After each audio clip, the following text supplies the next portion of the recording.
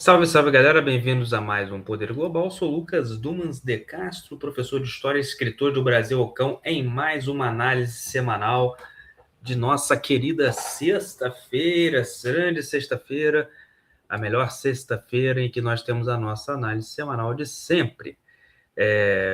Antes de eu começar, vou pedir para você deixar o seu like, ativar o sininho, se inscrever no canal, deixar seu comentário. E vamos que vamos. Estou sem chapéu agora, né? Dei uma mudada aí no visual, né? E vamos que vamos em mais uma análise semanal da nossa sexta-feira da nossa semana, né? Fizemos uma live ontem bem polêmica sobre invasões alienígenas, abduções, essas coisas todas que estão na geopolítica hoje, né?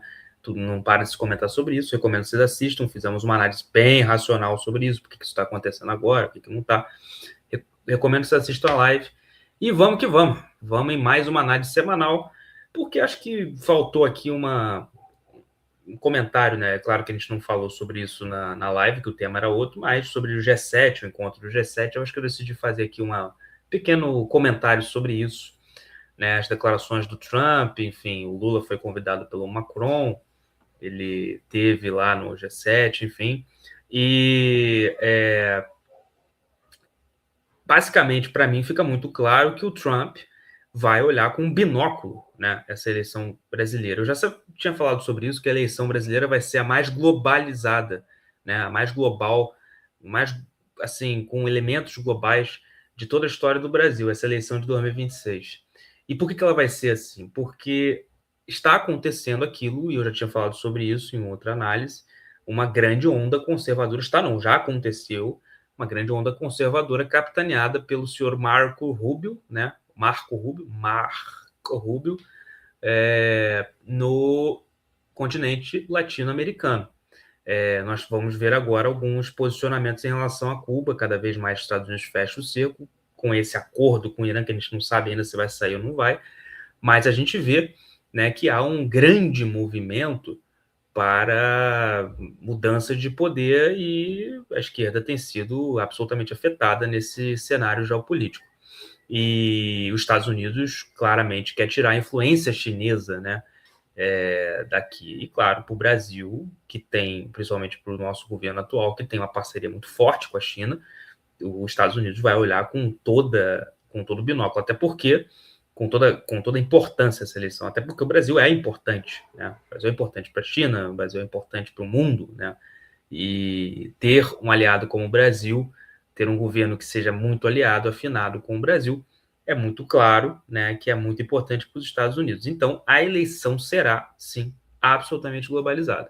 O Trump deixou claro, o Trump falou numa entrevista até hoje, sexta-feira mesmo, dia 19 de junho, não me importo tanto com o Lula, sinceramente, ele é um cara muito volátil, né? Um cara muito dinâmico, tá sempre para lá e para cá, então não me importo muito com o Lula, enfim, mas se importa sim, tanto que ele foi informado lá no G7 sobre o processo em cima do Eduardo Bolsonaro, que é um cara, né, que é um político, né, o filho do Jair Bolsonaro é um político que tem uma relação muito próxima à família Trump, e ele deixou claro lá que os Estados Unidos joga pesado, né? O Brasil joga pesado, mas os Estados Unidos joga mais pesado ainda. Até falou assim, nós temos eleições fraudadas, então nós jogamos muito pesado, enfim, dando algumas indiretas ali. Então, o Trump, o que ele está fazendo com isso? Ele está dando alguns recados, algumas indiretas. Olha, nós vamos ficar de olho nessa eleição aí, né? E vamos ver o que acontece, tudo mais. Não sei, né? Eu já disse que a grande grilo, né? A grande treta do americano é com o judiciário brasileiro, não necessariamente com o executivo, mas isso já está se refletindo em cima do executivo. A postura do Trump em relação ao Lula mudou. Antes ele falava que tinha rolado um clima, aquela coisa toda, capitaneado pelo Joesley de Batista, mas agora não. Agora ele está dando alguns recados mais duros e algumas indiretas mais fortes em relação ao que virá. E porque a eleição se aproxima, né? Claro, o presidente Lula está em primeiro lugar, então isso aí é uma coisa também importante. Todas as pesquisas mostram isso, até a Polymarket aposta na reeleição do presidente Lula, mas nós não sabemos aí, né, o que virá. E também há outras situações acontecendo nacionalmente, internamente, vamos botar assim, no Brasil, que também vão interferir muito no pleito, que nós estamos vendo o caso do Banco Master, estamos vendo essas coisas aí todas acontecendo, esses movimentos acontecendo. Além do que a questão do judiciário dos Estados Unidos cada vez mais esquenta. Você vê a questão com o Rumble e a Trump Media, né, denunciando o ministro Alexandre na Flórida. Você vê muitas coisas acontecendo nesse sentido. Então, essa eleição, ela sim será muito globalizada e sim, Trump deu indícios e dá indicativos de que vai olhar com um binóculo, uma lupa para essa eleição. E nós vamos acompanhar para ver o que irá acontecer nesse ano, né, de 2026, além da Copa do Mundo. Passou a Copa do Mundo, o foco aqui vai ser a eleição do Brasil, sem dúvida, né? Já passada a eleição do Peru, passado também a eleição da Colômbia, que vai ser agora em julho, e aí o foco vai ser só o Brasil. Vai ser só o Brasil e vamos acompanhar para ver o que vai acontecer nesse caminho aí. Mas eu sei, né? Aliás, teve a questão também das facções criminosas sendo consideradas terroristas, como nós falamos aqui, os efeitos práticos disso. Então, os Estados Unidos está claramente de olho nas eleições que virão no Brasil. Como será feito isso? Não sei. O que vem aí a gente não sabe.